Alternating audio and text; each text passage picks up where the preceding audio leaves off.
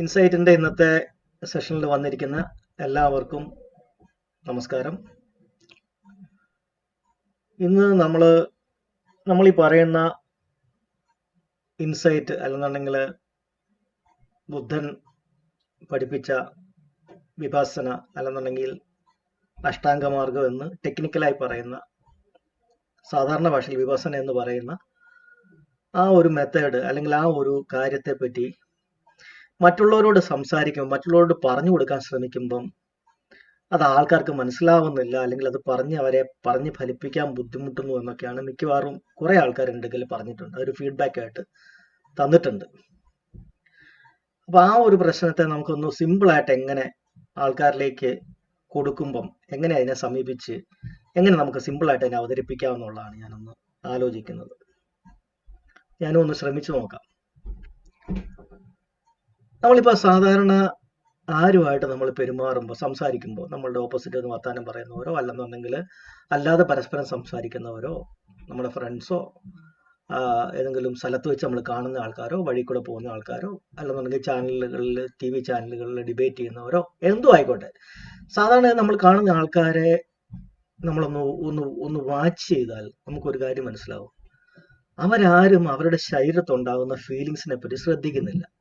അവരിങ്ങനെ റിയാക്ട് ചെയ്തുകൊണ്ടേ ഇരിക്കുക. ആരെങ്കിലും എന്തെങ്കിലും പറയുന്നു, ആരെങ്കിലും എന്തെങ്കിലും കാണുന്നു, അറിയുന്നു, അതിനോട് ഇങ്ങനെ റിയാക്ട് ചെയ്തുകൊണ്ടേ ഇരിക്കുക, പ്രതികരിച്ചുകൊണ്ടേ ഇരിക്കുകയാണ്.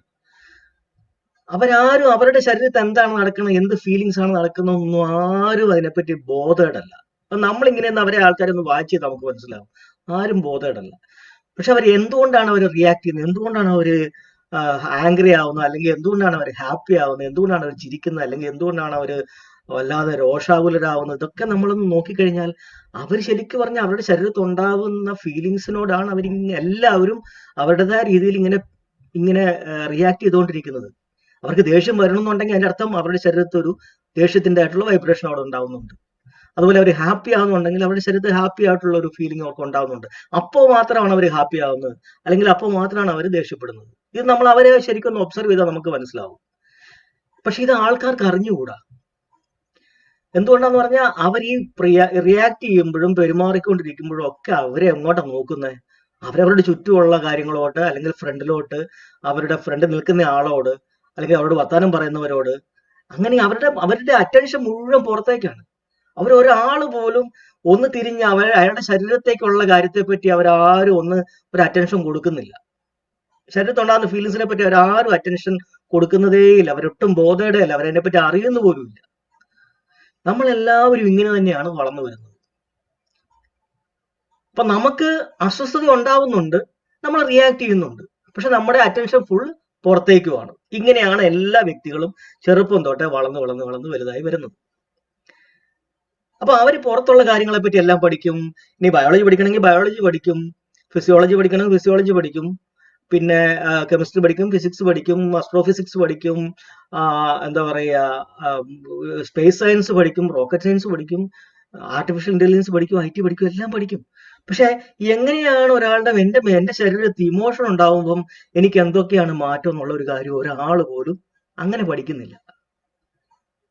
അത് നമ്മൾ ശ്രദ്ധിച്ചു നോക്കി അറിയാം. ഒരാൾ പോലും ആ ഒരു കാര്യത്തെ പറ്റി ഫോക്കസ് ചെയ്യുന്നില്ല. അവിടെയാണ് ബുദ്ധൻ ചെയ്യുന്ന ഒരു ഫോക്കസ്, അല്ലെങ്കിൽ ബുദ്ധൻ ചെയ്ത ഫോക്കസ്. അതെന്തുകൊണ്ടാണ് പുള്ളി അങ്ങനെ ചെയ്തതിന്റെ കാര്യം എന്താണ്?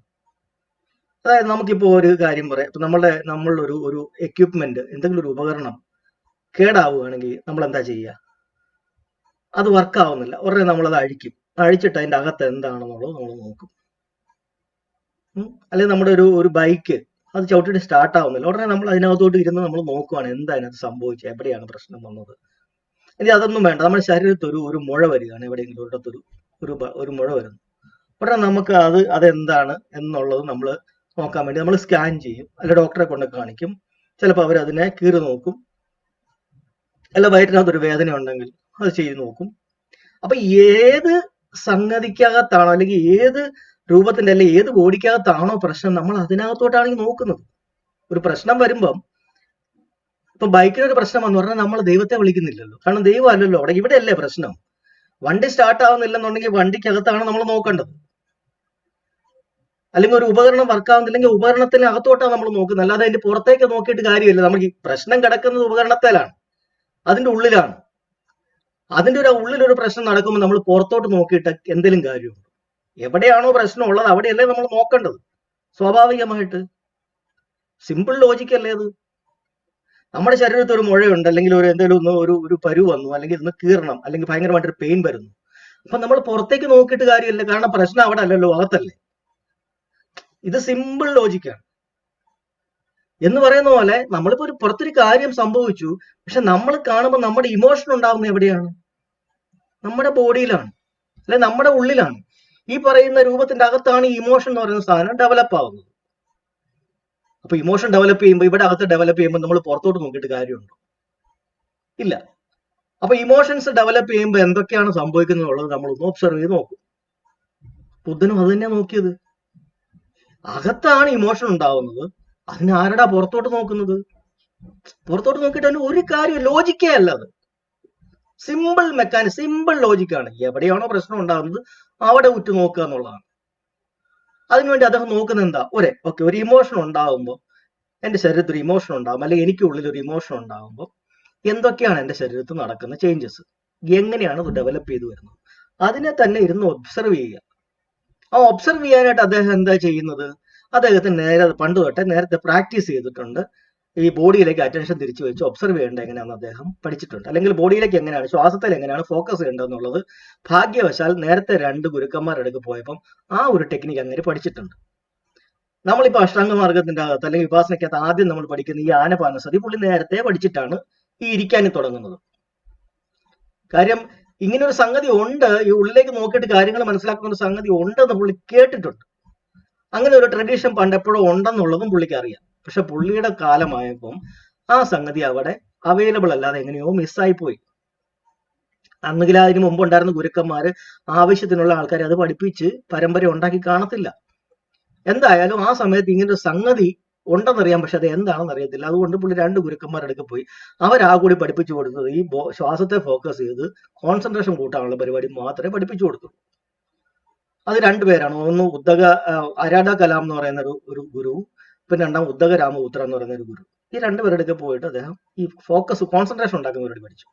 അതുകൊണ്ട് ഭാഗ്യവശാൽ ശ്വാസത്തെ ഫോക്കസ് എങ്ങനെയാണെന്ന് പുള്ളിക്ക് നേരത്തെ അറിയാമായിരുന്നു. ആ അറിവും വെച്ചുകൊണ്ടാണ് പുള്ളി ഇരിക്കുന്നത്. പുള്ളിക്കാരൻ ഇരുന്നിട്ട് പുള്ളിയുടെ ശരീരത്തോട്ടാണ് ഈ ഒബ്സർവ് ചെയ്ത് നോക്കുന്നത്. കാര്യം മനസ്സിനകത്ത് ഓരോരോ ചേഞ്ചസ് വരുമ്പോൾ എനിക്ക് ഫീലിംഗ് ഉണ്ടാകുന്നു. അപ്പൊ ഇതിന്റെ അകത്താണല്ലോ പ്രശ്നമുള്ളത്, അതിനകത്തോട്ടാണല്ലോ നോക്കേണ്ടത്. നോക്കുമ്പോൾ ആദ്യം പുള്ളിക്കാരന് മനസ്സിലാവുന്നത്, എന്റെ ശരിക്ക് തലയ്ക്കകത്തൂടെ കുറെ ചിന്തകൾ പോകുന്നുണ്ട്. ആ ചിന്തകൾ പോകുമ്പോഴാണ് എനിക്ക് ഇമോഷൻ ഉണ്ടാവുന്നത്. ചിന്തകൾ പോകുന്നത് കൂടാതെ വേറെ എന്തൊക്കെയാ സംഭവിക്കുന്നത്?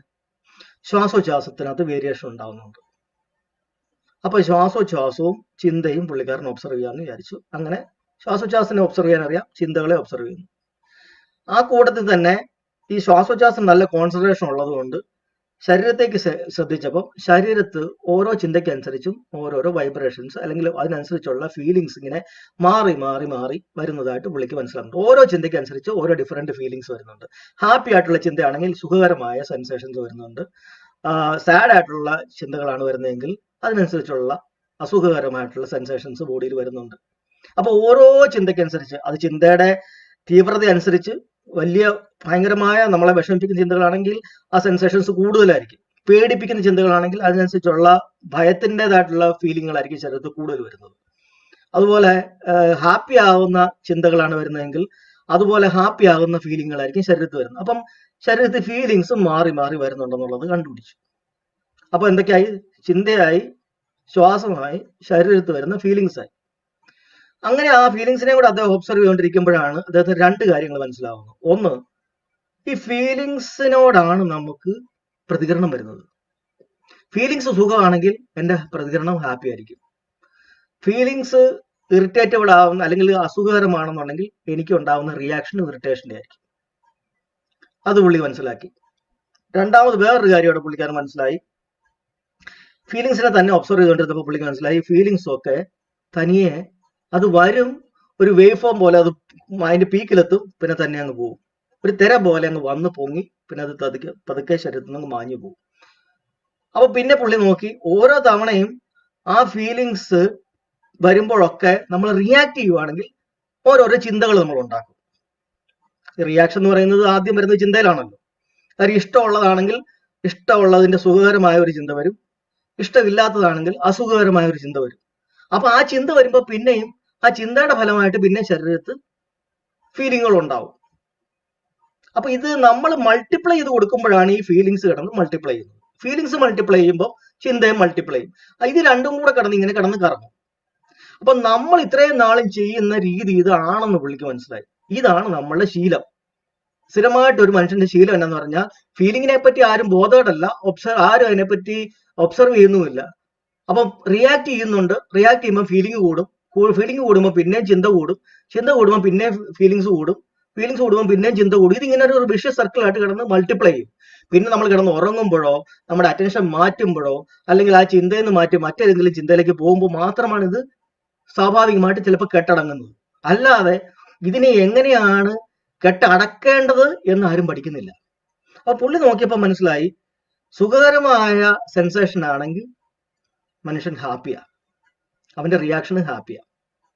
പക്ഷേ നിർഭാഗ്യവശാൽ ഈ സുഖകരമായ സെൻസേഷൻ അങ്ങ് നീണ്ടു നിൽക്കുന്നില്ലല്ലോ. കുറച്ച് കഴിയുമ്പോൾ അതങ്ങ് പോകും. അത് പോകുമ്പോൾ ആള് പിന്നെയും അവന്റെ ആ കിട്ടിയ സുഖം അങ്ങ് പോകുമ്പോഴത്തേക്ക് അവന് പിന്നെയും എന്താ പറയുക, ഒരു ഒരു അസ്വസ്ഥത വരും. കാര്യം എന്നാന്ന് പറഞ്ഞാൽ ആ സുഖവുമായിട്ട് അവൻ അങ്ങ് മുഴുകി ഇഷ്ടപ്പെട്ടിരിക്കുക. സുഖകരമായ ഒരു സെൻസേഷൻ വന്നെങ്കിൽ അതുമായിട്ട് ആള് സുഖിച്ചങ്ങനെ ഇരിക്കുകയാണ്, അല്ലെങ്കിൽ ഇഷ്ടപ്പെട്ടിരിക്കുക, അതുമായിട്ടൊരു അറ്റാച്ച്മെന്റ് ഉണ്ടാക്കുക. ഈ അറ്റാച്ച്മെന്റ് ഉണ്ടാക്കുന്നത് കൊണ്ട് ഇഥവാ ഈ സുഖകരമായ സെൻസേഷൻ ശരീരത്തിൽ പോകുമ്പം പിന്നെ ഇവൻ എങ്ങനെയെങ്കിലും എവിടുന്നെങ്കിലും ആ സുഖകരമായ അതേ സെൻസേഷൻ പിന്നെയും പിടിച്ചു കെട്ടിക്കൊണ്ട് വരണം. അതിനുവേണ്ടി അവൻ പുതിയൊരു സംഭവത്തെ തേടും. അങ്ങനെയാണ് ഓരോന്നുമായിട്ട് അറ്റാച്ച്മെന്റ് ഉണ്ടാക്കിയിട്ട് ഇവൻ ഇതിന്റെ ഓരോന്നിന്റെ പുറകെ പോകുന്നു. ഇപ്പൊ പൈസ കിട്ടുമ്പോൾ ഒരു സുഖമാണ്, അത് കാണുന്നു, കിട്ടുന്നു, അത് കിട്ടിയപ്പം ഒരു സുഖകരമായ ഫീലിംഗ് വന്നു.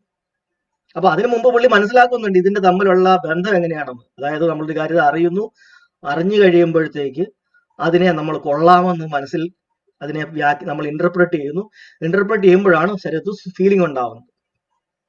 അപ്പൊ ഫീലിംഗ് ഉണ്ടാകുമ്പോഴാണ് പിന്നെ നമ്മൾ അതിനോട് ഇഷ്ടം കാണിക്കുന്നതും അതുമായിട്ട് ഇഷ്ടപ്പെട്ട് അറ്റാച്ച്മെന്റ് ഉണ്ടാക്കുന്നതും. ഇതാണ് നമ്മുടെ ഒരു രീതി. അപ്പൊ നമ്മള് സുഖകരമായ ഒരു കാര്യം വരുന്നു, അതിനോട് ഇഷ്ടം ഉണ്ടാക്കുന്നു.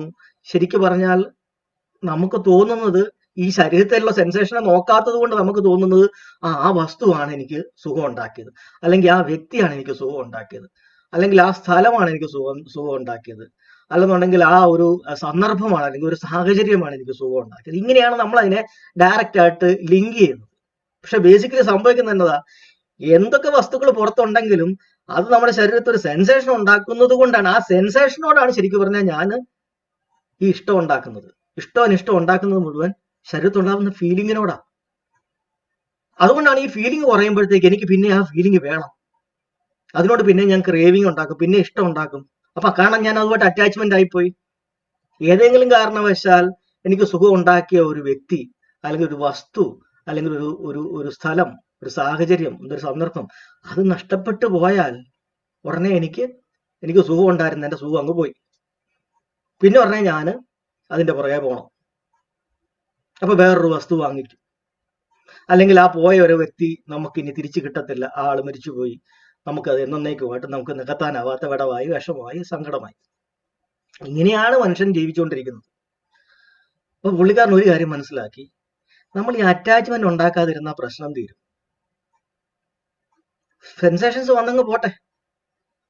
നമ്മൾ ഇതുവരെയുള്ള ശീലം എന്ന് പറയുന്നത് ഓരോന്നുമായിട്ട് ഇഷ്ടപ്പെടുന്ന കാര്യങ്ങളോടൊക്കെ നമ്മളങ്ങ് അറ്റാച്ച്മെന്റ് ഉണ്ടാക്കും. ഇനി ഇഷ്ടക്കേടുള്ള കാര്യങ്ങളോടോ നമുക്ക് വെറുപ്പിൻ്റെതായിട്ടുള്ള ഒരു അറ്റാച്ച്മെന്റ് ഉണ്ടാക്കും. അതായത് എപ്പോഴെങ്കിലും ഒരു വസ്തുവോ ഒരു വ്യക്തിയോ ഒരു സ്ഥലമോ ഒരു സാഹചര്യമോ ഒരു സന്ദർഭമോ നമുക്ക് ഇറിറ്റേഷൻ ഉണ്ടാക്കുന്നതാണെങ്കിൽ എന്ന് നമ്മളെ മനസ്സിൽ അത് സ്റ്റോർ ചെയ്ത് വെക്കും.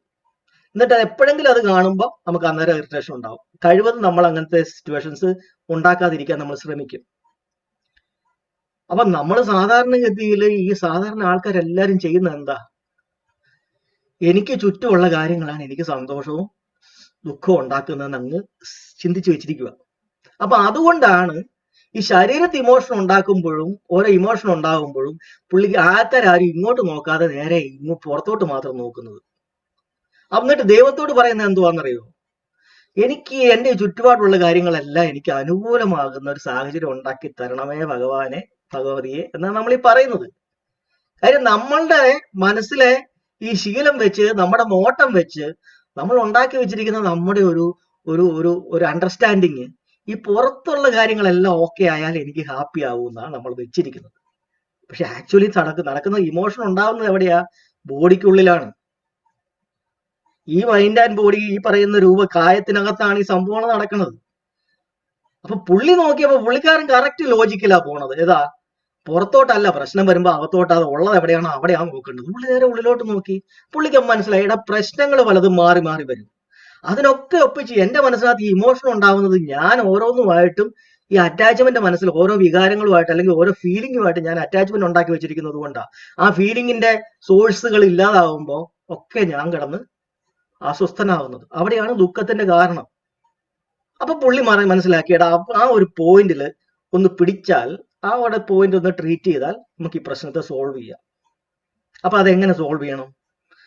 സെൻസേഷൻ ഒബ്സർവ് ചെയ്യുക, ഇഷ്ടം അനിഷ്ടം കാണിക്കാതിരിക്കുക. അറ്റാച്ച്മെന്റിന്റെ പരിപാടി അങ്ങ് തന്നെ നിന്നോളും. ഇഷ്ടം അനിഷ്ടം കാണിക്കുമ്പോഴാണല്ലോ നമ്മൾ ഈ അറ്റാച്ച്മെന്റ് ഉണ്ടാക്കുന്നത്. ഇഷ്ടമുള്ള ഫീലിങ്സിനോട്, സുഖകരമായ ഫീലിങ്ങിനോടൊക്കെ ഇഷ്ടം കാണിക്കും. അത് നമ്മുടെ ശീലമായി അറ്റാച്ച്മെന്റ് ആവും. അസുഖകരമായ ഫീലിങ്സ് വരുമ്പോൾ അതിനോടൊക്കെ ഇറിറ്റേഷൻ കാണിച്ച് അത് വേറൊരു നെഗറ്റീവ് അറ്റാച്ച്മെന്റ് ആവും.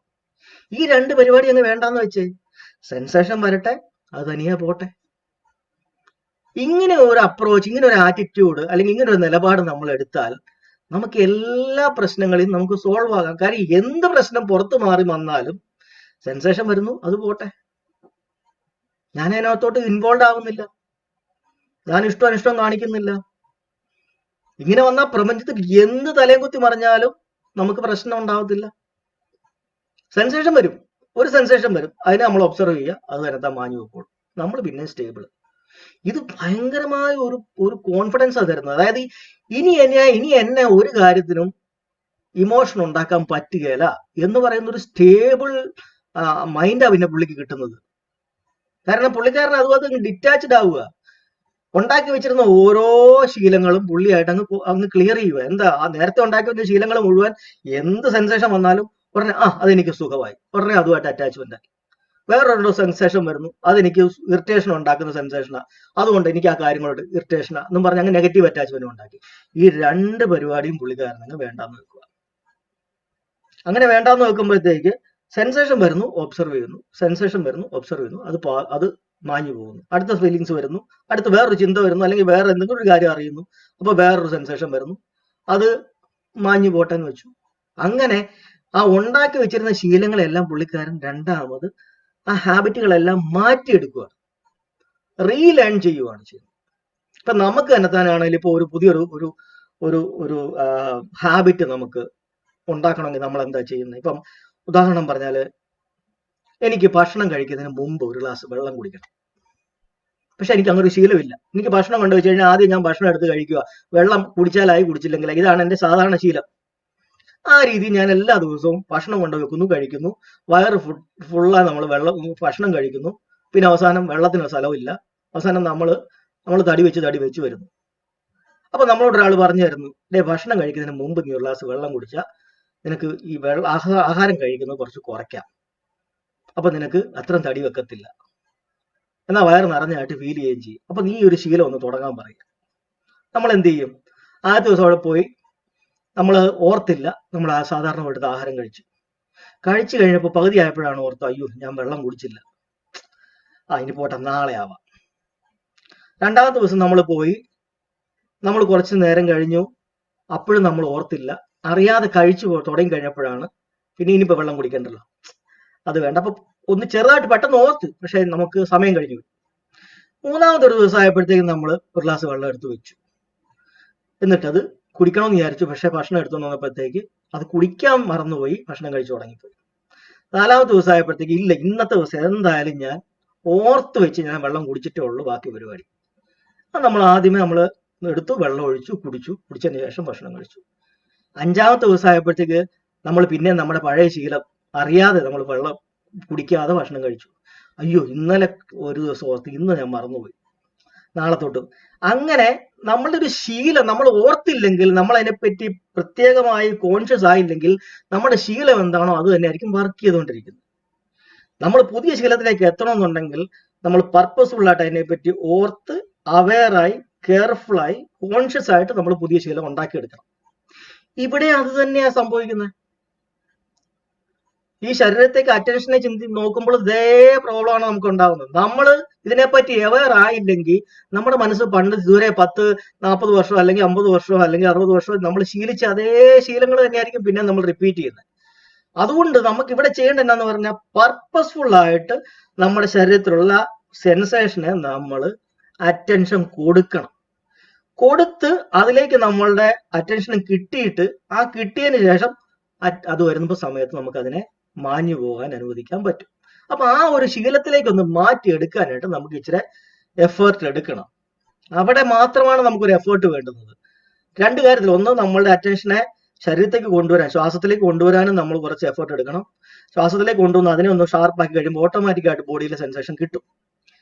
അത് കിട്ടിക്കഴിയുമ്പോൾ ഉടനെ നമുക്ക് ആ സെൻസേഷൻ വരുമ്പോൾ നമുക്ക് എന്ത് കാര്യം വരുമ്പോഴോ, ഏത് ചിന്ത വന്നാലോ അല്ലെങ്കിൽ എന്ത് സംഭവത്തിലോ ഒരു ഇമോഷൻ തുടങ്ങുമ്പോൾ തന്നെ നമുക്ക് ആ സെൻസേഷൻ കിട്ടിത്തുടങ്ങുമ്പോൾ നമ്മൾ അതിനെപ്പറ്റി ഒബ്സർവ് ചെയ്യുക, ആ തന്നെത്താൻ മാഞ്ഞു പോകാൻ അനുവദിക്കുക. ഇതിങ്ങനെ നമ്മൾ സ്ഥിരമായിട്ട് നമ്മൾ പ്രാക്ടീസ് ചെയ്യുമ്പോൾ നമുക്ക് ഒത്തിരി രീതിയിൽ നമ്മുടെ മനസ്സ് ഈ ഉണ്ടാകുന്ന ഫീലിങ്സിനെ മൾട്ടിപ്ലൈ ചെയ്യുന്ന പരിപാടി അത് കുറെ ഗണ്യമായി അങ്ങ് കുറയും. നേരത്തെ എങ്ങനെയാന്ന് പറഞ്ഞാൽ എന്ത് വന്നു കഴിഞ്ഞാൽ നമ്മളിട്ട് മൾട്ടിപ്ലൈ ചെയ്യുക. ഇത് നമ്മൾ പ്രാക്ടീസ് ചെയ്ത് കഴിയുമ്പോഴത്തേക്ക് ഈ മൾട്ടിപ്ലൈ ചെയ്യുന്ന ശീലം അങ്ങ് കുറയും. മനസ്സ് സ്വാഭാവികമായിട്ട് തന്നെ ചിന്തകളുടെ ആധിക്യം കുറഞ്ഞ് തിങ്കിങ്ങിന്റെ ഒത്തിരിയേറെ മനസ്സിന് ബ്രെയിൻ ഒത്തിരി റിലാക്സ്ഡ് ആവും. ബ്രെയിനിന്റെ ഒത്തിരി ഓവർ വർക്ക് കുറയും.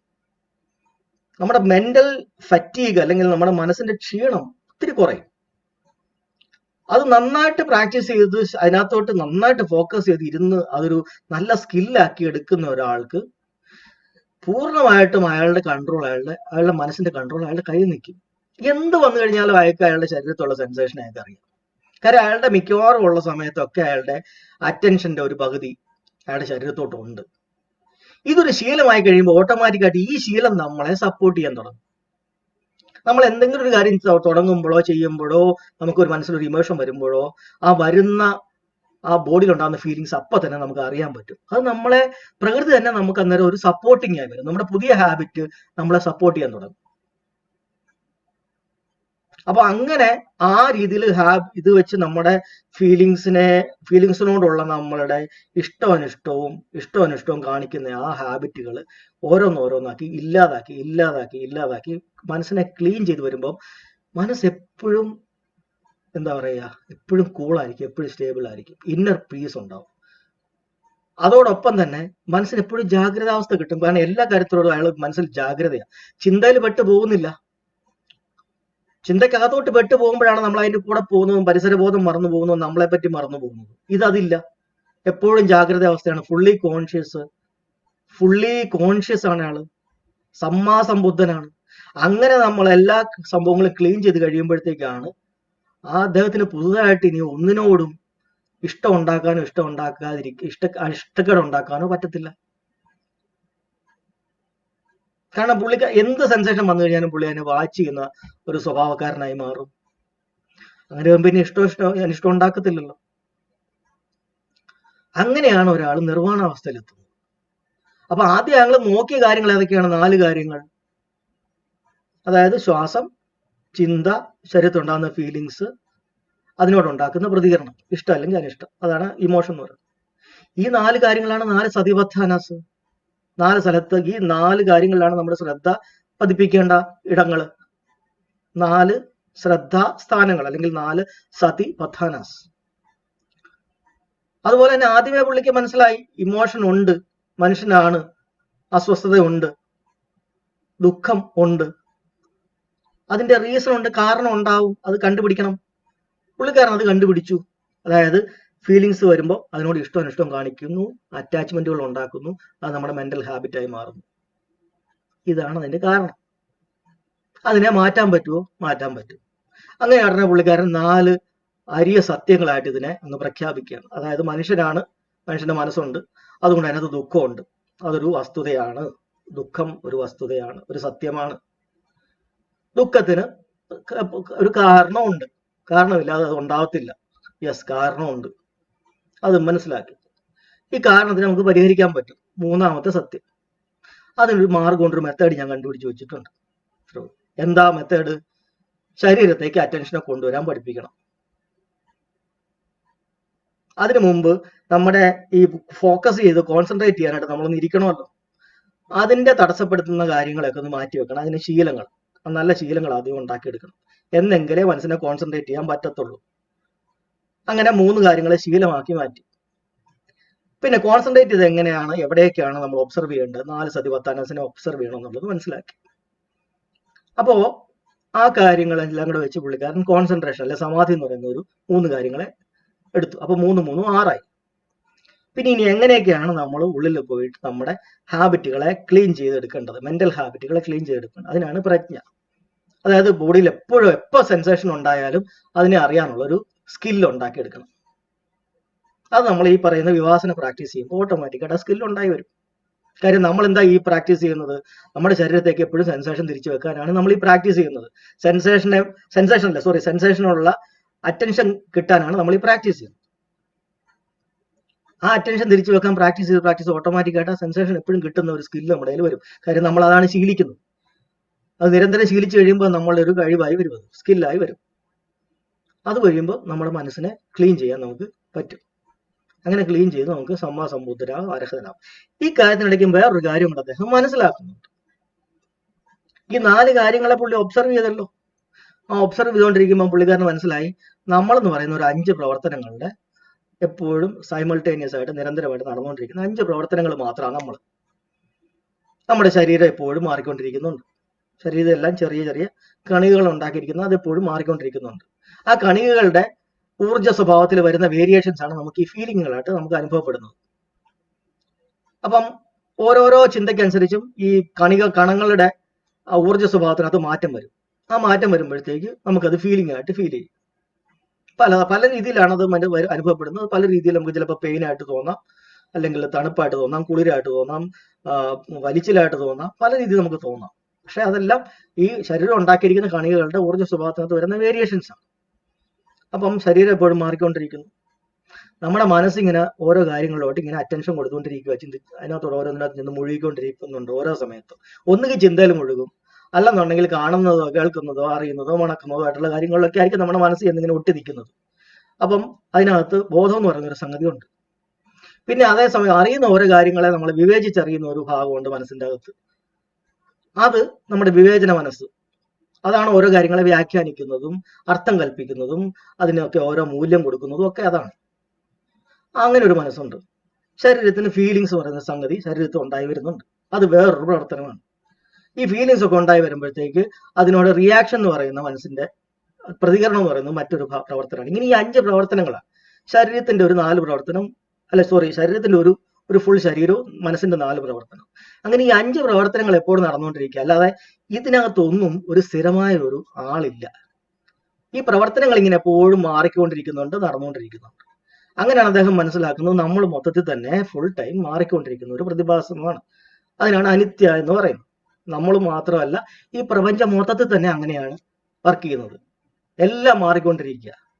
ഒറ്റ നോട്ടത്തിൽ നമുക്ക് തോന്നുന്നില്ലെങ്കിൽ സത്യം പറഞ്ഞാൽ അതിനകത്ത് മാറ്റം നടന്നുകൊണ്ടിരിക്കുക. അപ്പൊ എല്ലാം അനിത്യമാണ്. അതുകൊണ്ട് തന്നെ ശരീരത്തിൽ സെൻസേഷൻ ഉണ്ടായാലും അത് നിലനിൽക്കാത്തത്. കാരണം ശരീരത്തിൽ ഉണ്ടാകുന്ന കമ്പോണൻസ് എല്ലാം മാറിക്കൊണ്ടിരിക്കുക, ആ ഊർജ്ജ സ്വഭാവങ്ങളും മാറിക്കൊണ്ടിരിക്കുക. അപ്പൊ പിന്നെ ഉണ്ടാകുന്ന ഫീലിങ്സും തന്നെത്താൻ കുറച്ച് കഴിയുമ്പോൾ പോയല്ലേ പറ്റൂ. അങ്ങനെ അത് പോയിക്കൊണ്ടിരിക്കുക, അങ്ങനെ അതും മാറിക്കൊണ്ടിരിക്കുന്നു. പക്ഷെ ഇതിങ്ങനെ മാറിക്കൊണ്ടിരിക്കുന്നത് കൊണ്ടാണ് നമുക്ക് അസ്വസ്ഥത ഉണ്ടാവുന്നത്. സുഖം കിട്ടുന്ന ഒരു കാര്യം അങ്ങനെ അങ്ങ് നിൽക്കുമായിരുന്നത് നമുക്ക് ആർക്കും ഒരു അസ്വസ്ഥത ഉണ്ടാവത്തില്ലായിരുന്നു. അപ്പം അത് പോകുമ്പോൾ നമുക്ക് അസ്വസ്ഥത ഉണ്ടാകുന്നു. അതാണ് ദുഃഖം ഉണ്ടാകുന്നതിന്റെ കാരണം. അങ്ങനെ ദുഃഖം എന്ന് പറയുന്ന ഒരു യാഥാർത്ഥ്യം കണ്ടുപിടിക്കുന്നു. അനിത്യത എന്ന് പറയുന്ന ഒരു യാഥാർത്ഥ്യം കണ്ടുപിടിക്കുന്നു. പിന്നെ ഈ പറയുന്ന 5 പ്രവർത്തനത്തിനകത്ത് ഒന്നിനകത്ത് ഞാനില്ല, ഇതൊന്നും ഞാനല്ല. ഇതൊക്കെ ഓരോന്നും കണക്റ്റഡ് ആയിട്ട് നടക്കുന്ന പ്രവർത്തനങ്ങൾ മാത്രമാണ്. അപ്പൊ ഞാൻ എന്ന് പറയുന്നത് എൻ്റെ ഒരു തോന്നൽ മാത്രമാണെന്ന് മനസ്സിലാവുന്നു. ഉള്ളിൽ അങ്ങനെ ആത്മാവെന്നൊരു സംഭവം ഇല്ല എന്ന് മനസ്സിലാവും. സ്ഥിരമായ ഒരു സംഗതി ഇല്ല. മനസ്സെന്ന് പറയുന്നത് ഈ 4 കാര്യങ്ങളുടെ കൂട്ടായ പ്രവർത്തനമാണ്. പിന്നെ ശരീരവും. അപ്പൊ ഇത്രയും കാര്യങ്ങളേ ഉള്ളൂ, അതിനകത്ത് ആത്മാവെന്നൊരു സംഗതി ഇല്ല. ഇങ്ങനെ മൂന്ന് നമ്മുടെ യാഥാർത്ഥ്യങ്ങളും 3 റിയാലിറ്റീസും പുള്ളിക്കാരൻ മനസ്സിലാക്കുന്നു. അങ്ങനെയാണ് അനിത്യ, ദുഃഖ, അനാത്മ. ഇത് മനസ്സിലാക്കി, ഇതാണ് നമ്മുടെ പ്രകൃതം. അപ്പൊ ഉള്ളിലോട്ട് നോക്കിക്കഴിഞ്ഞാൽ ഇതൊക്കെ നമുക്ക് മനസ്സിലാവും. ഇത്രയേ ഉള്ളൂ മൊത്തം ബുദ്ധിസം. ഞാൻ ഈ എത്ര മിനിറ്റ് എടുത്തു? അരമണിക്കൂർ കൊണ്ട് പറഞ്ഞു തന്നു. ഇത്രേ ഉള്ളത് അമ്മ. സിമ്പിളാണ് ഈ സംഗതി. ഉള്ളിലോട്ട് നോക്കുക, നമ്മുടെ പ്രശ്നങ്ങൾ, ഇമോഷൻ ഉണ്ടാകുന്നത് എങ്ങനെയാന്ന് പഠിക്കുക. ആ ഉള്ളിലോട്ട് നോക്കുമ്പോൾ നമ്മളെ തന്നെ പഠിക്കും. നമ്മളെ പഠിക്കുമ്പം പുള്ളിക്ക് മനസ്സിലായ അതേ കാര്യങ്ങളൊക്കെ നമുക്കും മനസ്സിലാവും. അപ്പൊ നമ്മളായിട്ട് നമ്മുടെ മനസ്സിനകത്ത് ഇട്ട് ഈ ഇമോഷൻസിനെ ബിൽഡ് ചെയ്യുക, മൾട്ടിപ്ലൈ ചെയ്യുക, ബിൽഡ് ചെയ്യുക, മൾട്ടിപ്ലൈ, ഈ ഒരു പരിപാടിയെ നമ്മളങ്ങ് വേണ്ടാന്ന് വെച്ച് കഴിയുമ്പോൾ നമുക്ക് നമ്മുടെ മനസ്സ് നമ്മുടെ കയ്യിൽ നിൽക്കും. അതിന് പകരം ലോകത്ത് ദൈവം ഉണ്ടോ ഇല്ലയോ, ഇത് ആരെന്നുണ്ടാക്കി, എപ്പോ ഉണ്ടാക്കി, പ്രപഞ്ചം ഏത് സമയത്ത് ഉണ്ടായി, ബിഗ് ബാങ് തൊട്ടാണോ, ബിഗ് ബാങ്ങിന് മുമ്പുണ്ടോ, ദൈവമുണ്ടോ, ദൈവത്തിന് അപ്പനുണ്ടോ അമ്മയുണ്ടോ, ഈ എന്തൊക്കെ ചോദ്യങ്ങളാണ്. ഇതൊക്കെ അറിഞ്ഞിട്ട് നമുക്ക് എന്ത് പ്രയോജനമാണ്? നമുക്ക് ഇമോഷൻ ഉണ്ടാവുന്നുണ്ട്, ആ ഇമോഷന്റെ കാര്യം പരിഹരിച്ചാൽ മതി. ഇത് തന്നെയാണ് ബുദ്ധനോട് ചിലർ ഓരോരുത്തർ ഈ വേണ്ടാതീനം ചോദ്യങ്ങൾ ചോദിക്കും. അങ്ങനെ പറഞ്ഞത് ഇതൊന്നും ഒരു പ്രോഫിറ്റ് ഉള്ള കാര്യങ്ങളാണ്, ഇതിനെപ്പറ്റിയൊന്നും ഞാൻ മിണ്ടുന്നില്ല എന്ന് പറഞ്ഞു പുള്ളി മൗനമായിട്ടിരിക്കുന്നു. ദൈവം ഉണ്ടായോ, ദൈവം ഉണ്ടാക്കിയോ, അപ്പനുണ്ടോ അമ്മയുണ്ടോ, ആദ്യം ഭൂമിയിൽ ആരെ ഉണ്ടാക്കി, ഇതൊക്കെ എന്തിനാ അറിയുന്നത്? അവിടെ അല്ലല്ലോ കാര്യങ്ങൾ കിടക്കുന്നത്. നമുക്ക് ഉള്ളിൽ ഇമോഷൻ ഉണ്ടാകുന്നുണ്ട്. ഇമോഷൻ ഉണ്ടാകുന്നതിന്റെ കാരണം, അതിന്റെ സോഴ്സ് കണ്ടുപിടിച്ച് അതിനെ പരിഹരിച്ചാൽ പോരെ. ഈ പുറത്തോട്ട് നോക്കിയിരുന്ന് ഇല്ലാത്ത സങ്കല്പം ഉണ്ടാക്കി അതിന്റെ പുറകെ ഇരുന്ന് കുസ്തി പിടിച്ച് അവസാനം ഓരോരുത്തർക്കും ഓരോ ദൈവമായി, അവസാനം ഓരോ ദൈവത്തിന്റെയും പേര് പറഞ്ഞ് അങ്ങോട്ടും ഇങ്ങോട്ടും തമ്മിൽ തല്ലി അടിയുണ്ടാക്കി എന്ത് കാര്യത്തിനാ? അതുപോലെ തന്നെ ഞാൻ എന്ന് പറയുന്ന സംഗതി സ്ഥിരമായിട്ടുള്ള സാധനമല്ല. ഞാൻ മാറിക്കൊണ്ടിരിക്കുക. പല കോമ്പിനേഷൻ കൊണ്ട് എനിക്ക് ഒരു രൂപം ഉണ്ടായി, ഒരു കളർ ഉണ്ടായി, ഒരു ലുക്ക് ഉണ്ടായി. വേറെ കുറെ കോമ്പിനേഷൻ ആയതുകൊണ്ട് അയാൾക്ക് അങ്ങനെ ഉണ്ടായി. അത് അവരുടെ ജീവിക്കുന്ന കാലങ്ങളുടെ, സാഹചര്യങ്ങളുടെ, കാലാവസ്ഥയുടെ, അവർക്ക് കിട്ടിയ ജീനുകളുടെ ഒക്കെ ഫലമായിട്ട് മാറി മാറിയാണ് ഓരോരുത്തരും ഓരോ. എന്നാ അവരാ ഉണ്ടാവുന്നവരോ, അവരും അനുദിനം മാറിക്കൊണ്ട്, അവര് നിമിഷം മാറിക്കൊണ്ടിരിക്കുകയാണ്. അതൊന്നും മനസ്സിലാക്കാതെ ഞങ്ങളെല്ലാം ഒരു പ്രത്യേക വംശം, ഞങ്ങളെല്ലാം വേറൊരു വംശം, ഞങ്ങളെല്ലാം പ്രത്യേക വർണ്ണം, പ്രത്യേക ജാതി, പ്രത്യേക വ്യത്യാസം എന്നും പറഞ്ഞ് അങ്ങോട്ടും ഇങ്ങോട്ടും വിവേചനം കാണിക്കുക. ഇതിന്റെയൊക്കെ കാര്യം എന്നാ? ഉള്ളിൽ ആത്മാവുണ്ട്. ഞാൻ ചത്ത കഴിഞ്ഞാലും പിന്നെ ഞാൻ സ്വർഗത്തിൽ പോകും, ഞാൻ മറ്റേ പുള്ളിയായിട്ട് ഞാൻ കണ്ട് ഞങ്ങളും അവിടെ എന്റെ അവസാനത്തെ അന്ത്യവിധി അവിടെ ഉണ്ടല്ലെന്നുണ്ടെങ്കിൽ അന്ന് കണക്ക് ഞാൻ ബോധിപ്പിക്കേണ്ടി വരും. അതാണ് സ്വർഗമുണ്ട്, നരകമുണ്ട് എന്നൊക്കെ പറഞ്ഞ് മുഴുവൻ ഉണ്ടാക്കി വെച്ച സങ്കല്പത്തിന്റെ പുറത്തായതുകൊണ്ടാണല്ലോ ഈ പ്രശ്നം ഉണ്ടാവുന്നത്. ഇത് ഞാനേ ഇല്ല, ഞാൻ എന്ന് പറഞ്ഞൊരു സംഗതി സ്ഥിരമായിട്ട് ഇല്ല എന്ന് ബോധ്യമായി കഴിഞ്ഞാൽ പിന്നെ എവിടെയാണ് ഈ ഞാനും വേറൊരുത്തനും? കുറച്ച് കഴിയുമ്പോൾ അല്ല പോട്ടെ, ഈ പ്രപഞ്ചം ഉള്ളിടത്തോളം കാലം നമ്മൾ ചാവാതിരിക്കുവായിരുന്നെ പറയുന്നതിനകത്ത് ഒരു അർത്ഥം ഉണ്ടായിരുന്നു. നമ്മൾ ചത്തുപോകുമല്ലോ. ഇത്ര സമയമുള്ളൂ. നമ്മുടെ ഈ പറയുന്ന ഓർഗൻസും ഇതിനൊക്കെ ഒരു ലൈഫ് ടൈം ഉണ്ട്. ആ ലൈഫ് കഴിഞ്ഞ് കഴിഞ്ഞാൽ ആ സംഭവം ഓരോന്നായിട്ട് വർക്ക് ആവാതെ പോകും. ഏതൊരു സംഗതിക്കും, അതിപ്പോ ചെടിയായാലും പുഴുക്കളായാലും മരങ്ങളായാലും ഈവൻ പാറകളായാലും എന്തിനായാലും ഒരു ലൈഫ് ടൈം ഉണ്ട്. എല്ലാം മാറിക്കൊണ്ടിരിക്കും. അത് മനസ്സിലാക്കാതെ നമ്മൾ കിടന്ന് ഈ കുസ്തിയും പിടിച്ചുകൊണ്ടിരിക്കും. പിന്നെ എന്തുകൊണ്ടാണ് അവർക്കൊക്കെ ഈ പറയുന്ന പോലെ സങ്കല്പങ്ങളും ദൈവം ഉണ്ടെന്ന് ഉറപ്പിക്കാൻ വേണ്ടിയിട്ടുള്ള ഈ കഥകളും ന്യായങ്ങളും ഒക്കെ ഉണ്ടാക്കുന്നത് എന്തിനാണ്? ഇവർക്ക് വേറെ എവിടെയെങ്കിലും ഒരു പിടി വേണം. ദൈവം ഉണ്ടെന്ന് ഇവർക്ക് സ്വയം ഒന്ന് വിശ്വസിക്കണം, ഇവരെ സ്വയം ഒന്ന് വിശ്വസിപ്പിക്കണം. അതിന് വേണ്ടിയിട്ടാണ് ഈ പറയുന്ന പുള്ളി ഉണ്ട്, അതിനങ്ങനെയാണ്, അത് ആദ്യം മണ്ണ് കുഴച്ചു, പിന്നെ അതിന് ഊതി ഉണ്ടാക്കി, അതിന് ജീവൻ കൊടുത്തു എന്നൊക്കെ പറഞ്ഞ് പിന്നെ അങ്ങ് കഥകൾ ഉണ്ടാക്കുക എന്ന് പറഞ്ഞാൽ, ഈ മണ്ണ് കുഴയ്ക്കുമ്പോഴും ഊതി ജീവൻ കൊടുക്കുമ്പോഴൊക്കെ പുള്ളി അവിടെ നിന്ന് ഇങ്ങനെ കണ്ടോണ്ടിരിക്കുകയാണെന്ന് തോന്നുന്നു. ഈ പറയുന്നത് കേട്ടാ തോന്നുന്നു. വേറൊരു കൂട്ടർ പറയുന്നത് മുഖത്തൂന്ന് ഒരുത്തിനെ ഉണ്ടാക്കി, കുറച്ചുപേരെ ഉണ്ടാക്കി, കൈകളിൽ നിന്ന് കുറച്ചുപേരെ ഉണ്ടാക്കി, തൊടയെന്ന് കുറച്ചുപേരെ ഉണ്ടാക്കി, പെരുവിരലിൽ നിന്ന് ഉണ്ടാക്കി. കണ്ടോണ്ടിരുന്നതിന്റെ കമന്ററി എടുത്തോണ്ടിരിക്കുകയായിരുന്നോ?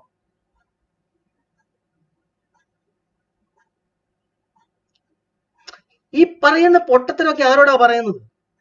ഇതൊക്കെ എന്തിനാണ് ഉണ്ടാക്കിയത്? നമ്മൾ യൂട്യൂബ് ഒക്കെ തുറന്നു കഴിഞ്ഞാൽ ഭയങ്കര ഡിസ്കഷനാണ്. ദൈവം ഉണ്ടോ ഇല്ലേ, യുക്തിവാദികൾ ഒരു വശത്ത്, അല്ലാത്തവന്മാർ വേറൊരു വശത്ത്, വിശ്വാസികൾ വേറൊരു വശത്ത്. അടി എന്ന് പറഞ്ഞാൽ പൂരടിയാണ്. എന്നിട്ട് അതിനെപ്പറ്റി അങ്ങ് ചർച്ചകളാ. ഇത് എന്ത് പ്രയോജനം? മനുഷ്യന്റെ അസ്വസ്ഥതകൾ ഉള്ളപ്പോൾ മാത്രമാണ് മനുഷ്യനെ ദൈവത്തെ വിളിക്കുന്നത്. ഒരസ്വസ്ഥത ഇല്ലെങ്കിൽ ഒരുത്തനും ഒരു ദൈവത്തെ വിളിക്കല. എല്ലാം സുഖമായിട്ട് പോയിക്കൊണ്ടിരിക്കുകയാണ്. ആരും ഈ പറയുന്ന ഒരു പ്രപഞ്ച ശക്തി ഉണ്ടോ ദൈവം ഉണ്ടോ ഒന്നും ആരും നോക്കാൻ പോകുന്നില്ല. ഈ വിളിയൊക്കെ വരുന്നത് എപ്പോഴാ? രക്ഷപ്പെടുത്താൻ അല്ലെങ്കിൽ എന്റെ അസ്വസ്ഥത മാറ്റാൻ ഒരാളെ വേണമെന്ന് തോന്നുമ്പോൾ മാത്രമാണ്.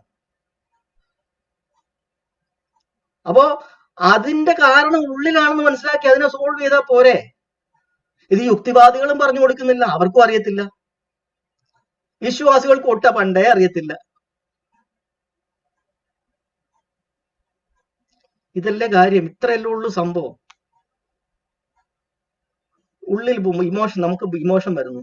ഇമോഷൻ എങ്ങനെ ഉണ്ടാവും? ഇമോഷൻ ഉണ്ടാകുമ്പോൾ എന്തൊക്കെയാ സംഭവിക്കുന്നത്? അത് നോക്കി പഠിച്ചാൽ പോരെ. ഇതാണ് ധമ്മ. നമ്മുടെ ട്രൂ നേച്ചർ മനസ്സിലാക്കുക, നമ്മുടെ യഥാർത്ഥ സ്വഭാവം, യഥാർത്ഥ പ്രകൃതം. ധമ്മ എന്നുള്ള വാക്കിന്റെ അർത്ഥം സ്വഭാവം അല്ലെങ്കിൽ പ്രകൃതം. അത് പഠിക്കുക. നമ്മുടെ ശരീരത്തിലുള്ള ഓരോ കണികകളും ഈ പ്രപഞ്ചത്തിന്റെ അതേ ലോ അനുസരിച്ചാണ് വർക്ക് ചെയ്യുന്നത്. ഞാൻ ആദ്യമേ കുറച്ച് ലോസ് പറഞ്ഞിട്ടുണ്ട്. അത് നമ്മൾ ഇതിനെ അനാലിസിസ് ചെയ്യുമ്പോൾ അത് ഫിസിക്സുമായിട്ട് നമ്മൾ കണക്ട് ചെയ്യുമ്പോൾ നമുക്ക് അതിനകത്ത് അത് ക്ലിയർ ആവും. അതിന് ആരും ബുദ്ധം എന്ന് പറഞ്ഞോണം നിർബന്ധമൊന്നുമില്ല. എന്തൊക്കെ ലോസ് ആണ് നമ്മൾ പ്രപഞ്ചത്തിൽ യൂസ് ചെയ്യുന്നത്? ഒന്നാമത്തെ ലോ, കോസ് ഇല്ലാതെ ഒരു കാര്യം ഉണ്ടാവത്തില്ല. Without a cause nothing happens. കോസും എഫക്റ്റും അങ്ങനെ തന്നെയാണ് ഓരോ മൊമെന്റിൽ ഓരോ കാര്യങ്ങളും ഉണ്ടായിക്കൊണ്ടിരിക്കുന്നത്. അതിപ്പോ ന്യൂട്ടന്റെ ലോയ്ക്കൂടെ പറഞ്ഞാലും അല്ലാതെ പറഞ്ഞാലും ഒക്കെ അതാണ് വാസ്തവം. രണ്ടാമത്തെ കാര്യം, എല്ലാം മാറിക്കൊണ്ടിരിക്കുകയാണ്. കാരണം ഒരു ആറ്റം എന്ന് പറയുന്ന ഒരു സബ് ആറ്റമിക് പാർട്ടിക്കിൾസ് പോലും സ്ഥിരമല്ല. ആറ്റം ഡൈനാമിക് ആണ്. ആറ്റം സ്റ്റാറ്റിക് ആയിരുന്നെങ്കിൽ ഈ പ്രപഞ്ചം മൊത്തത്തിൽ ഡെഡ് ആയിരുന്നു. ഇങ്ങനെ സ്റ്റാറ്റിക് ആയിട്ടിരുന്നാണ്. ഈ പ്രപഞ്ചം മൊത്തത്തിൽ മാറിക്കൊണ്ടിരിക്കുക. ഇതിനകത്ത് ചലനാത്മകത ഉണ്ടാവുന്നത് ആ ബേസിക് കമ്പോണന്റ് ആയിട്ടുള്ള ആറ്റത്തിന് തന്നെ ചലനാത്മകത ഉള്ളത് കൊണ്ടാണ്. ആ ചലനാത്മകതയുള്ള ആറ്റങ്ങൾ കൊണ്ടാണ് ഈ മൊത്തം പ്രപഞ്ചത്തിനെ ഉണ്ടാക്കി വെച്ചിരിക്കുന്നത്. അതുകൊണ്ടാണ് ആ പ്രപഞ്ചത്തിനും ചലനാത്മകത ഉണ്ടാവുന്നത്. അപ്പൊ അത് രണ്ടാമത്തെ ഒരു നിയമം. മൂന്നാമത്തത്, ഒരാറ്റത്തിനെ പോലും നമുക്ക് പുതുതായിട്ട് ഉണ്ടാക്കാനോ ഇല്ലാതാക്കാനോ പറ്റത്തില്ല. അത് law of conservation of mass അല്ലെങ്കിൽ എനർജി. അതുകൊണ്ട് തന്നെയാണ് നമ്മൾ പറയുന്നത് ഒന്നുമില്ലായ്മ, ശൂന്യതയെന്ന് ഒന്നിനെ ഉണ്ടാക്കാൻ പറ്റത്തില്ല എന്ന് പറയുന്നത്. ശൂന്യത എന്ന് പറഞ്ഞാൽ അത് ശൂന്യതയാണ്. അതിനകത്തൊന്നും ഉണ്ടാക്കാൻ പറ്റുകയില്ല. എന്തെങ്കിലും ഉള്ളതിനകത്ത് മാത്രമേ നമുക്ക് മോഡിഫൈ ചെയ്യാൻ പറ്റത്തുള്ളൂ. അത് പ്രപഞ്ചത്തിന്റെ ഒരു നിയമമാണ്. അതുകൊണ്ടാണ് നമ്മളൊക്കെ മരണപ്പെട്ട് കഴിയുമ്പോഴും പിന്നെ അത് പ്രപഞ്ചത്തിന്റെ ഈ ഇതുമായിട്ട് പിന്നെ കൂടിച്ചേർന്ന് പുതിയ പുതിയ രീതിയിൽ ആറ്റംസിന്റെ പുതിയ പുതിയ ഫോർമേഷൻസ് ഉണ്ടാവുന്നത്. അങ്ങനെയാണ് ഇവിടെ ഉള്ള കാര്യങ്ങളെല്ലാം റീസൈക്കിൾ ചെയ്യുന്നത്. അതിനെയാണ് നമ്മൾ ഈ ജന്മങ്ങൾ എടുക്കുക, അല്ലെ പുനർജന്മം എന്നൊക്കെ വേണേൽ പേര് പറയാം. പക്ഷെ അത് ഒരു വ്യക്തി തന്നെ പോയിട്ടല്ലല്ലോ വേറൊരാളാവുന്നത്. കാര്യം അങ്ങനെ ഒരു ആത്മാവെന്നൊരു സാധനം ഇല്ല. മരിക്കുമ്പോഴും നമ്മൾ ഡീകമ്പോസ് ചെയ്ത് ഡീക്കേ ആയി പോവുക ചെയ്യുന്നു. അപ്പൊ നമ്മൾ അതിനകത്തൊന്നും ഒരു കാര്യം മനസ്സിലാക്കി, ഒരു കാര്യവും നമുക്ക് പുതുതായിട്ട് ഉണ്ടാക്കാൻ പറ്റുകയില്ല, ഇല്ലാതാക്കാനും പറ്റത്തില്ല. വേണമെങ്കിൽ അതിന്റെ രൂപം മാറ്റാം, അതിന്റെ ഫോം മാറ്റാം. അതുകൊണ്ട് തന്നെയാണ് every action has an equal and opposite reaction എന്ന് പറയുന്നത്. കാരണം ഒരു ഊർജ്ജം നമ്മൾ അപ്ലൈ ചെയ്ത് കഴിഞ്ഞാൽ അതിനുള്ള പ്രതി ഊർജ്ജം കൂടെ വന്നെങ്കിൽ മാത്രമേ അത് ക്യാൻസൽ ആവത്തുള്ളൂ. അല്ലെങ്കിൽ ഒരു ഊർജ്ജം ഇങ്ങനെ ഉണ്ടായിക്കൊണ്ടിരുന്നു കഴിഞ്ഞാൽ പുതുതായിട്ട് ഊർജ്ജം ഉണ്ടായ അത് ആ നിയമത്തിന് തന്നെ തെറ്റാ. എല്ലാം കോൺസ്റ്റന്റ് ആയിട്ട് വരണമെന്നുണ്ടെങ്കിൽ ഒരു പോസിറ്റീവ് ഊർജ്ജം ഉണ്ടെങ്കിൽ ഒരു നെഗറ്റീവ് ഊർജ്ജം കൂടെ വേണം. അതുകൊണ്ടാണ് every action has an equal and opposite reaction എന്ന് പറയുന്നത്. അതും നമ്മുടെ ന്യൂട്ടന്റെ ഒരു ലോ തന്നെയാണ്. പിന്നെ കറക്റ്റ് ആയിട്ടുള്ള ചേരുവകൾ കൃത്യമായി ചേരുമ്പോൾ സമഞ്ജസമായി അത് സമ്മേളിക്കുമ്പോൾ ഒരു പ്രത്യേക രീതിയിലുള്ള റിയാക്ഷൻ ഉണ്ടാകും.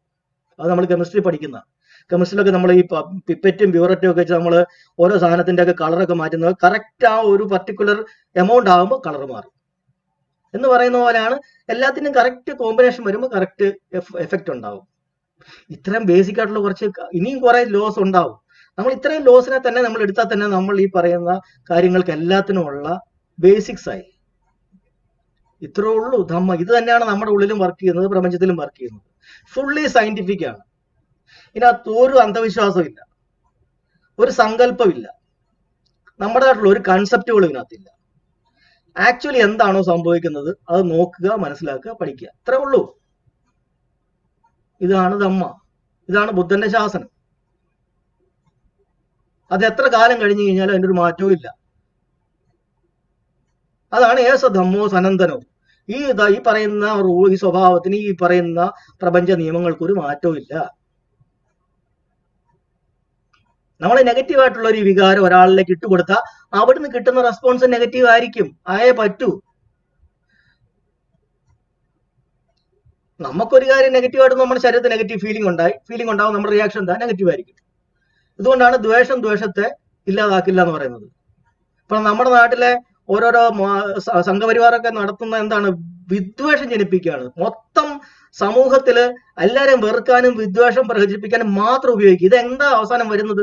മൾട്ടിപ്ലൈ ചെയ്ത് ഓപ്പോസിറ്റ് വിദ്വേഷങ്ങൾ തന്നെ വരത്തുള്ളൂ. ഒരിക്കലും ഒരു നല്ല സമൂഹം ഉണ്ടാവത്തില്ല. എല്ലാവരും വെറുക്കാനും സംശയിക്കാനും ഭയപ്പാടോടുകൂടി നോക്കാനും ദേഷ്യത്തോടു കൂടി പ്രതികരിക്കാനും മാത്രമാണ് പഠിപ്പിക്കുന്നത്. ഇത് എന്ത് സമൂഹമാണിത്? അപ്പൊ നമുക്ക് ഒരു നല്ല സമൂഹം ഉണ്ടാവണമെങ്കിൽ ആദ്യം നമ്മൾ യഥാർത്ഥ ശരിക്കുള്ള ഒരു ഫിലോസഫി തന്നെ ആദ്യം പഠിക്കണം. സമൂഹം പഠിച്ചത് ആൾക്കാരെ പഠിപ്പിക്കണം. നിർഭാഗ്യവശാൽ ഇതൊരു നല്ല ഫിലോസഫി ഉണ്ടായിരുന്നതാണ് ഒരു കാലഘട്ടത്തിൽ. എല്ലാവരും കൂടി ഇതിനെ ചവിട്ടി താഴ്ത്തി ചവിട്ടി മുക്കിക്കളഞ്ഞു. നമ്മളിതിനെ രണ്ടാമത് പൊക്കിയെടുത്ത് ആൾക്കാരിലേക്ക് എത്തിക്കാൻ പഠിപ്പിക്കാൻ ശ്രമിക്കുക. അപ്പോഴാണ് വേറൊരു സാധനം ഉത്തമത എന്ന് പറഞ്ഞ് വേറെ കുറെ കോപ്രായങ്ങളെല്ലാം കൂടെ വേറെ കുറെ പേര് കൂട്ടി ഉണ്ടാക്കി അതാണ് ബുദ്ധിസം എന്ന് പറഞ്ഞ് ഫുള്ളി പ്രചരിപ്പിച്ചു വെച്ചിരിക്കുക. കുറെ ബോധിസത്വന്മാരും അവരെ പൂജിക്കുന്നത്, പൂജയും വഴിപാടും അർച്ച, ഇങ്ങനത്തെ സംഭവങ്ങളൊന്നും അല്ല ബുദ്ധൻ പറഞ്ഞത്. ദുഃഖത്തിന്റെ കാരണം, ദുഃഖത്തിന്റെ പരിഹാരം, അതിന്റെ മാർഗം. അതിനെന്താ ചെയ്യേണ്ടത്? അഷ്ടാംഗ മാർഗം പ്രാക്ടീസ് ചെയ്യും, ഇത്രേ ഉള്ളൂ. അതാ യഥാർത്ഥ ധമ്മം. അതിനെ പഠിപ്പിച്ചിനി എടുക്കണം. നമ്മൾ ഈ ഉണ്ടായ ചീത്തപ്പരല്ല ഇനി മാറ്റണം. ആ പറഞ്ഞ പുള്ളിക്കാരനെ തന്നെ പിന്നെയും പിടിച്ച് വിഷ്ണുവിന്റെ അവതാരമാക്കി പുള്ളിയെ പൂജിപ്പിക്കാൻ തുടങ്ങി. നോക്കണേ ഗതികേട്. അപ്പൊ ഇത്രേ ഉള്ളൂ ധമ്മം. നിങ്ങൾക്ക് ആരോടാണെങ്കിലും ഞാൻ ആ പറഞ്ഞ കാര്യങ്ങളൊന്നും ഞാൻ റെക്കോർഡ് ചെയ്ത് ഞാൻ യൂട്യൂബിൽ ഇടാം. നിങ്ങൾ അത് കേട്ടിട്ട് നിങ്ങൾ എന്നത് സ്വയം ഒന്ന് ആലോചിച്ച് നോക്കുക. ഞാൻ പറഞ്ഞ അതേ ആ സീക്വൻസിൽ കാര്യങ്ങൾ ആലോചിച്ചത് എന്തോരം സിമ്പിളാണിത്. എന്തെങ്കിലും ആൾക്കാർക്ക് എന്തെങ്കിലും കമന്റോ അഭിപ്രായങ്ങളോ എന്തെങ്കിലും ഉണ്ടെന്നുണ്ടെങ്കിൽ പറയൂ. 10-15 മിനിറ്റ് നമുക്ക് ബാക്കിയുണ്ട്.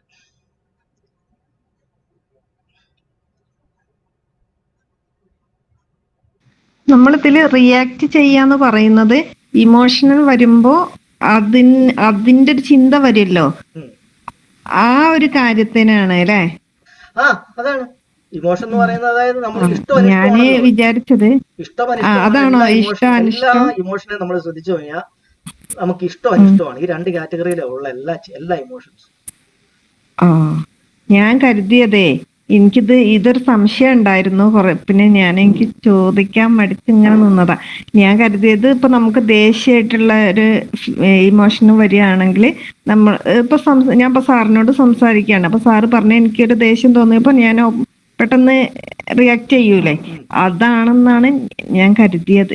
ആ റിയാക്ഷൻ മൈൻഡിന്റെ റിയാക്ഷൻ ആണ്. അത് ആക്ഷനിലേക്ക് പോകുന്നത്. തുടങ്ങുന്നത് മനസ്സിലാവും, എന്നിട്ടാണ് അത് നമ്മുടെ ഫിസിക്കൽ ആക്ഷനിലേക്ക് പോകുന്നത്. അതിങ്ങനെ നമുക്ക് താങ്ങാൻ പറ്റാതെ വരുമ്പോഴാണ് പിന്നെ ഫിസിക്കലി പോകുന്നത്. അതായത് ആദ്യം ഇറിറ്റേഷൻ തുടങ്ങി അത് നമ്മൾ മൾട്ടിപ്ലൈ ചെയ്തു അത് ഒരു പരിധിക്ക് അപ്പുറത്തോട്ട് വരും. പിന്നെ നമ്മളുടെ ഫിസിക്കൽ ആക്ഷനിലേക്ക് പോകും.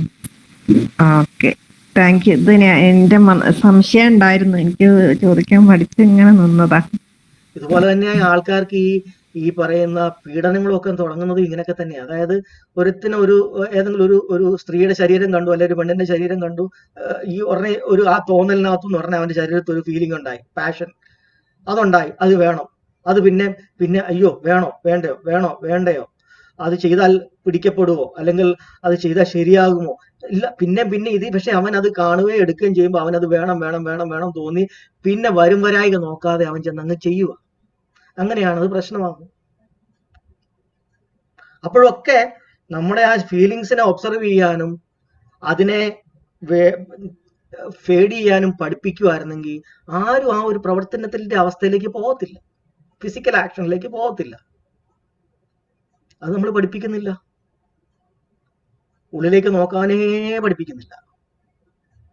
അത് പഠിപ്പിക്കാത്തതിന്റെ കാര്യം എന്താന്ന് പറഞ്ഞാൽ ഈ ദൈവത്തിന്റെ ബിസിനസ് നടത്തുന്നവർക്ക് അത് വലിയ ബുദ്ധിമുട്ടാണ്. അത് നമ്മൾ പഠിപ്പിച്ചു പോയാൽ അവരുടെ കച്ചവടം പിന്നെ നടക്കത്തില്ല.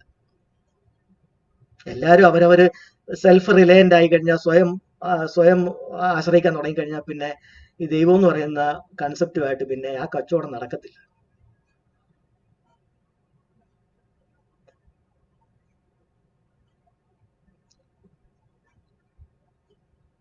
കറക്റ്റാണ്. പിന്നെ അതിലേക്കുള്ള ഫോക്കസ് കുറയും സ്വാഭാവികമായിട്ട്. ആവശ്യമില്ലാത്തൊരു പരിപാടിക്ക് പിന്നെ ആൾക്കാർ പോകുന്നില്ല.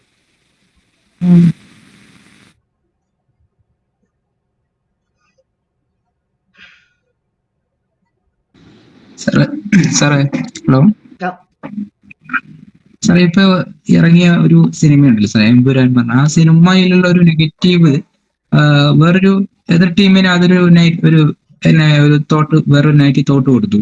അതൊരു വലിയ പ്രശ്നമായി മാറിയില്ലേ? അതൊരു കലാപവും കാര്യങ്ങൾക്കും പ്രശ്നങ്ങൾക്കും രാജ്യത്ത് മൊത്തം അത് വ്യാപിച്ചില്ലേ?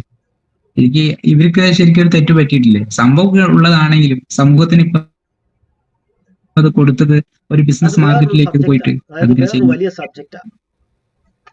ഇന്ത്യയില് ഈ കലാപങ്ങളുടെ, അതായത് മതവർഗീയ കലാപങ്ങളുടെ ഒരു പശ്ചാത്തലം തുടങ്ങുന്നത് എപ്പോഴാണെന്ന് നമ്മൾ പരിശോധിച്ചാൽ നമുക്ക് മനസ്സിലാവും.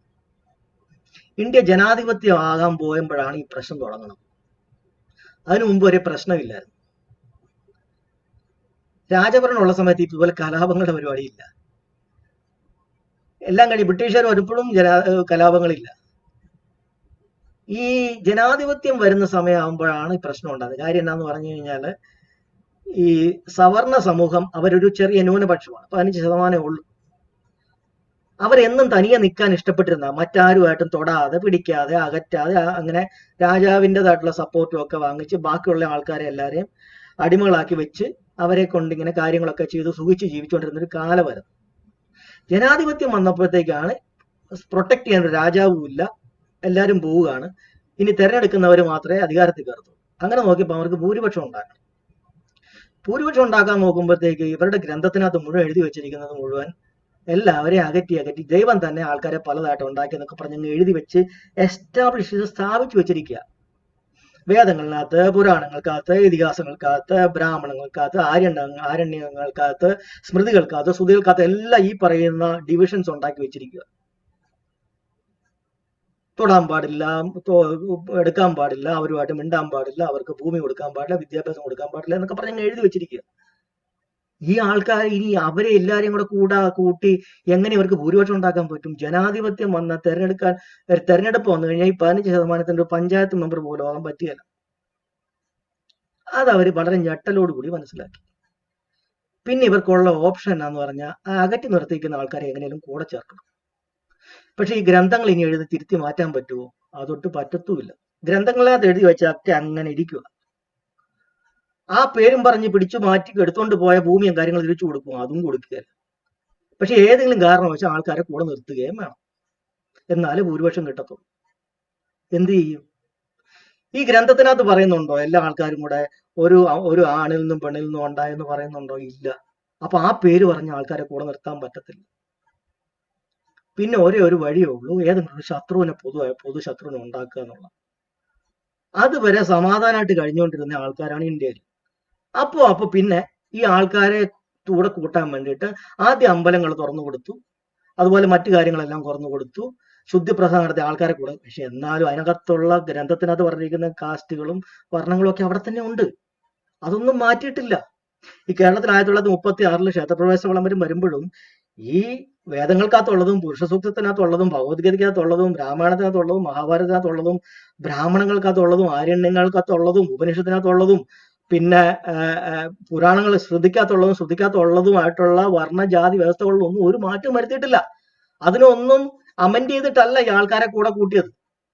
ജസ്റ്റ് അങ്ങ് തുറന്നു കൊടുത്തു, ആൾക്കാരകത്ത് കയറ്റി, എന്നിട്ട് ഹിന്ദു എന്ന് പറഞ്ഞൊരു കോമൺ പേര് കൊടുത്തു. ആ പേരിന്റെ അകത്തോട്ട് നിർത്തി കഴിഞ്ഞിട്ട് അവരെ ഒരു ഭൂരിപക്ഷം ഉണ്ടാക്കാനുള്ള ശ്രമത്തിന്. അപ്പോഴും ഇതിനകത്ത് ആൾക്കാർ കുറെ പേരുണ്ട്. ഇതാണ് ഇതുവരെ ഉണ്ടായിരുന്നില്ലാത്ത സ്നേഹം പെട്ടെന്ന് എങ്ങനെ ഉണ്ടായി എന്നൊക്കെ ചോദിച്ചാൽ അതിനെ ക്വസ്റ്റ്യൻ ചെയ്യുന്ന ആൾക്കാരുണ്ട്. ഇപ്പൊ സഹോദരൻ അയ്യപ്പനെ പോലുള്ളവരുണ്ട്, സി കേശവനെ പോലുള്ളവരുണ്ട്, ടി.കെ. മാധവനെ പോലുള്ളവരുണ്ട്, കേരളത്തിൽ അയ്യൻകാളിയെ പോലുള്ളവരുണ്ട്. ഇങ്ങനെയൊക്കെ പലരും ആൾക്കാർ ഇതിനെ സംശയത്തോടു കൂടി, ഉത്തരേന്ത്യയിലാണല്ലോ ജ്യോതിറാവ് ഫൂലെ പോലുള്ളവർ, ഇതിനെ സംശയത്തോടു കൂടി തന്നെ. കാരണം ഇത് ഇപ്പൊ പെട്ടെന്നൊരു സ്നേഹം ഇടുന്നുണ്ടായി. അപ്പൊ അത് ആൾക്കാരുടെ ഇടയിൽ ഇങ്ങനെ ചിന്ത വരുമ്പോഴത്തേക്ക് പെട്ടെന്ന് അവരുടെ അറ്റൻഷൻ മാറ്റിയിട്ട് അവിടെ മുസ്ലിം, അവിടെ ക്രിസ്ത്യൻ, അവിടെ സിഖുകാരൻ, അവിടെ ഇങ്ങനെ പറഞ്ഞ് അവരുമായിട്ട് ഇങ്ങനെ ഫൈറ്റ് ഉണ്ടാക്കുമ്പോൾ എന്താ, കലാപം ഉണ്ടാക്കുമ്പോൾ രണ്ട് പൊസിഷനേ ഉള്ളൂ. മണിരത്നം ബോംബെ സിനിമയ്ക്കകത്ത് കാണിച്ചതുപോലെ ഹിന്ദു യാ മുസ്ലിം. ഇതിന്റെ അകത്ത് ഈ ജാതിയോ അകത്തുള്ള സബ് ഡിവിഷൻസ് ഒന്നും പിന്നെ ആരും ചിന്തിക്കത്തില്ല. അപ്പൊ എപ്പോഴും ഈ കലാപങ്ങൾ സജീവമാക്കി നിർത്തുക. അപ്പൊ പുതിയ എന്തെങ്കിലും ഒരു ഇഷ്യൂസ് ഉണ്ടാകും. അങ്ങനെയാണ് ബാബരി മസ്ജിദ് തകർക്കുന്നത്.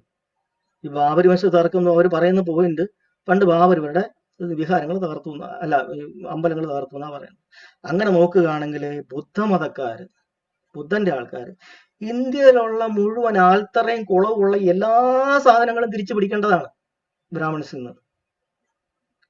ആൽത്തറയും കുളവുള്ളതെല്ലാം ബുദ്ധവിഹാരമായിരുന്നു. അതിനെപ്പറ്റി ആരും ചോദിക്കുന്നില്ലല്ലോ. മഹാബോധി വിഹാരം പോലും ഇപ്പോഴും അവർ പിടിച്ചു വെച്ചിരിക്കുക. ബുദ്ധൻ വിഷ്ണുവിന്റെ അവതാരം എന്ന് പറഞ്ഞ് കഥ ഉണ്ടാക്കി അത് പിടിച്ചു വെച്ചിരിക്കുക. അത് തിരിച്ചു കൊടുക്കേണ്ടതല്ലേ? ഇന്ത്യയിലുള്ളത് മുഴുവൻ ഈ 4 ശങ്കരപീഠങ്ങൾ അടക്കം, തിരുപ്പതി അടക്കം, ശബരിമല അടക്കം എല്ലാ പ്രധാനപ്പെട്ട ക്ഷേത്രങ്ങളും പഴയ ബുദ്ധവിഹാരങ്ങളാണ്.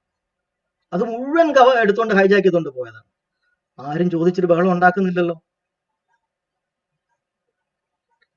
അപ്പോൾ ഈ പ്രശ്നം ഇവിടെ ഉണ്ടാക്കിയത് ഇതുകൊണ്ടാണ്. ഇല്ലാത്തൊരു സ്ഥലത്ത് ഇനിയും പിന്നെയും തീർന്നിട്ടില്ല. ബാബരി മസ്ജിദ് കിട്ടിയിട്ട് അത് അടങ്ങിയിട്ടില്ല. കാരണം അതിന്റെ രാമക്ഷേത്രം ഉണ്ടാക്കാൻ വേണ്ടിയിട്ട് അവിടെ മുഴുവൻ കുഴിച്ചു നോക്കിയപ്പോൾ കിട്ടിയത് മുഴുവൻ ബുദ്ധ വിഹാരത്തിന്റെ അവശിഷ്ടങ്ങളാണ് കിട്ടിയത്. ഈ രാമൻ കഥയ്ക്കകത്ത് മാത്രമേ ഉള്ളൂ. ഭൂമിക്കടിയിൽ കുഴിച്ചു കഴിഞ്ഞാൽ അവിടെയൊന്നും ഒരു രാമനില്ല ഇന്ത്യയിൽ. മുഴുവൻ ബുദ്ധന്റെ അവശിഷ്ടങ്ങൾ മാത്രമേ കിട്ടാനുള്ളൂ. കാര്യം 84,000 സ്തൂപങ്ങൾ അശോകൻ ഉണ്ടാക്കിയത് എവിടെ പോയി അത്? അപ്പോ അങ്ങനെ ഒരു വിദ്വേഷം ഉണ്ടാക്കി. പിന്നെ അതിനുശേഷം അതൊരു ഗോത്ര കലാപം എത്തി.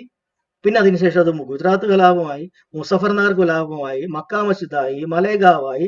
പിന്നെ ഓരോ സ്ഥലത്തിലും ഓരോരോ ഇഷ്യൂസ് ഉണ്ടാക്കി ഇങ്ങനെ പോവാണ്. അതിനെ ഓർമ്മപ്പെടുത്തുകയാണ്. അതായത് അത് വെറും പൊളിറ്റിക്കലാണ് ഈ കലാപങ്ങളെന്ന് ഓർമ്മപ്പെടുത്തുകയാണ് എമ്പുരാൻ എന്ന് പറയുന്ന സിനിമ ചെയ്യുന്നത്. അതിനകത്തൂടെ കലാപം നടത്തിയവരെല്ലാവരും അധികാര സ്ഥാനത്തിൽ എത്തി എന്നുള്ളതാണ് സത്യമാണ് അവർ വിളിച്ചു പറയുന്നത്. അപ്പോ തിരിച്ചറിവ് ഉണ്ടാവുക ചെയ്യേണ്ടത്. എമ്പുരാൻ എന്ന് പറയുന്നത് വളരെ വലിയൊരു സർവീസാണ് ചെയ്യുന്നത്. ഇന്ത്യൻ സമൂഹത്തോട് ചില കാര്യങ്ങൾ എന്തുകൊണ്ടാണ് ഉണ്ടായതെന്നും അതിലൂടെ പൊളിറ്റിക്കൽ ലാഭം ഉണ്ടാക്കുകയാണ് ചെയ്തതെന്നുള്ള കാര്യങ്ങൾ തിരിച്ച് ഉറപ്പിച്ച് തുറന്ന് പറയുക ചെയ്യുന്നത്, ബോധവാന്മാരാക്കുകയാണ് ചെയ്യുന്നത്. അതുകൊണ്ട് തന്നെ അവർ പറയുന്ന മറ്റൊരു മെസ്സേജും കൂടെ ഉണ്ട്. ഒരു കാരണവശാലും കേരളത്തിൽ ഈ പറയുന്ന പോലെ ആൾക്കാരെ തമ്മിൽ വിഭജിപ്പിക്കുന്ന കലാപങ്ങൾ ഉണ്ടാക്കുന്ന രീതിയിലുള്ള ഒരു പൊളിറ്റിക്സ് കേരളത്തിന് എടുക്കരുതെന്ന് തന്നെയാണ് ഒരു മുന്നറിയിപ്പ് തരുന്നത്.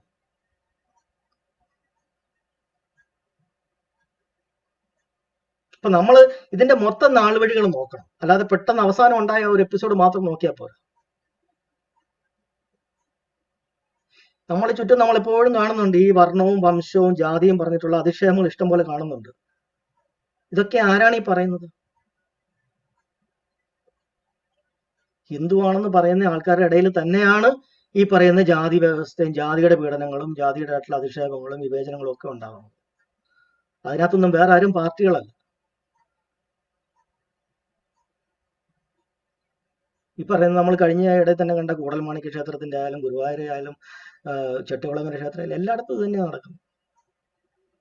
അപ്പൊ മനുഷ്യന്റെ ഉള്ളില് ആ ഡിവിഷന്റെ വിത്ത് പാകിയതും അത് പൊളിറ്റിക്സിന് വേണ്ടിയിട്ടും ജനാധിപത്യത്തിൽ വോട്ട് ബാങ്ക് ഉണ്ടാക്കാൻ വേണ്ടിയിട്ട് ഉണ്ടാക്കിയതാന്നുള്ള എല്ലാവർക്കും അറിയാം.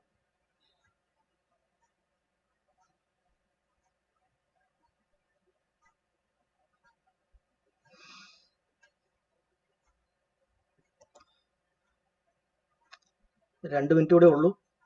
എന്തെങ്കിലും